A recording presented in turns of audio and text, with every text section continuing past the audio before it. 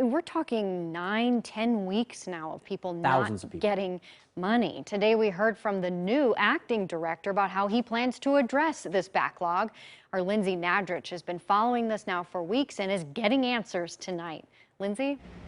Yeah, well, last week we learned there's a backlog of about 38,000 claims. Today, the new acting director told us their goal is to get through all of those by June 12th, and he says they're already making progress. Since Friday, he said they've already processed 16,200 of those claims.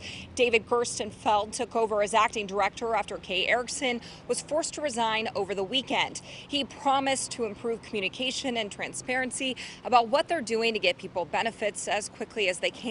He said they've reached out to the National Guard and are asking for volunteers from the legislative branch to help call people who are still waiting for benefits. Our employees hear every day from people who are struggling to buy food, pay rent, and deal with other daily necessities. This weighs on me heavily every day and on our other dedicated public servants as well. To those who have not yet received their benefits, I want to apologize. I'm very sorry.